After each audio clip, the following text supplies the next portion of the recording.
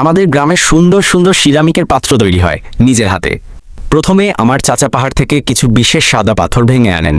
তিনি নরম টুকরোগুলো বেছে নেন যাতে সবচেয়ে বিশুদ্ধ আর পরিষ্কার মাটি পাওয়া যায়। তারপর সেই পাথরগুলো আমাদের স্থানীয় মর্টারে রাখা হয় আর পায়ের সাহায্যে ধীরে ধীরে পিষে ফেলা হয় যেন গুঁড়োগুলো একদম মিহি হয় আর মাটিটা খুব নরম। এরপর এই মাটির পাথর একটি কাঠের চালুনি দিয়ে ছেঁকে নেওয়া হয়। হালকা আর নরম অংশটি রাখা হয় আর বাকি ঘন টুকরোগুলো সরিয়ে ফেলা হয়। তারপর এই মাটি জলে ভরা একটি পাত্রে রেখে 8 ঘন্টার জন্য ঢেকে রাখা হয়। এতে করে ধুলো জমে যায় আর উপরের জল আলাদা হয়ে যায়। পরের দিন সকালে পাখির কিচিরমিচির যখন আমাকে ঘুম থেকে জাগায়, তখন ধীরে ধীরে উপরের জল সরিয়ে ফেলি। নিচে থাকে খুব পরিষ্কার আর নরম কাদামাটি। এখন আমরা এই কাদামাটি ঘরের একটি গর্তে রাখি আর কাকা তার পা দিয়ে 15 মিনিট ধরে মাখেন যাতে মাটি আরও মসৃণ হয় আর এর প্রতিটি কণা একে অপরের সাথে মিশে যায়। এরপর আমরা এই মাটিতে বড় বড় পাথর রাখি আর রাতভর রেখে দেই। এতে মাটির আর্দ্রতা বেরিয়ে যায় আর মাটি ব্যবহারের জন্য তৈরি হয়ে যায়। সকালে যখন পাথরগুলো সরানো হয় তখন সেই সুগন্ধি মাটি আমাদের ছাঁচে মানে চাকায় নিয়ে যাওয়া হয়। তারপর ভালোবাসা আর মনোযোগ দিয়ে দ্রুত ছাঁচটি ঘুরানো হয় আর হাতের কোমল স্পর্শে তৈরি হতে থাকে এক একটি পাত্র। খুব সাবধানে, কারণ একটি ছোট ভুলও সব পরিশ্রম নষ্ট করে দিতে পারে।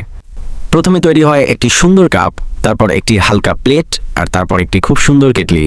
প্রতিটি আকারের মধ্যে ফুটে ওঠে গ্রামের সরলতা। এই পাত্রগুলো তৈরি করার সময় আমাদের মনোযোগ ধরে রাখতে হয়, না হলে আকৃতি বেঁকে যেতে পারে। তৈরি করা পাত্রগুলো এরপর সারা রাতের জন্য খোলা আকাশের নিচে রাখা হয়। ধীরে ধীরে শুকিয়ে যায় আর ফাটলো ধরে না। পরের দিন আবার চাকার উপরে রেখে ব্লেড দিয়ে তাদের ধারগুলো মসৃণ করা হয়। ভেতরের অংশও পরিষ্কার করা হয় যাতে সবকিছু সুন্দর দেখায়। এখন ছোট ছোট হাতল লাগানো হয় যাতে ব্যবহার করতে সুবিধা হয় আর দেখতেও ভালো লাগে। কিছু পাত্রে ফুল আর পাতার নকশাও করা হয়। এরপর একটি পাত্রে জল ফুটিয়ে সব পাত্র ডুবিয়ে দেওয়া হয়। এতে তাদের উপরে একটি প্রাকৃতিক আবরণ তৈরি হয় আর শক্তিও বাড়ে।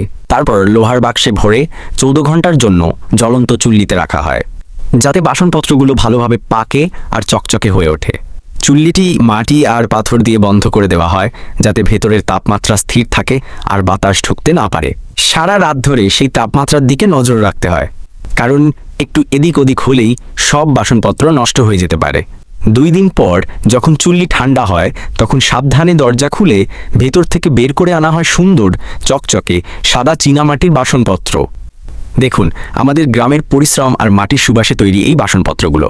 এগুলো দেখতে শুধু সুন্দর নয়, বরং বাজারের বাসনপত্রের মতো ক্ষতিকর নয়, বরং এতে খাওয়া সবকিছু দ্বিগুণ সুস্বাদু আর স্বাস্থ্যকর হয়ে ওঠে। আমি এই বাসনপত্রগুলো খুব ভালোবাসি, বিশেষ করে যখন এগুলো আমার চাচা আর দাদু তৈরি করেন।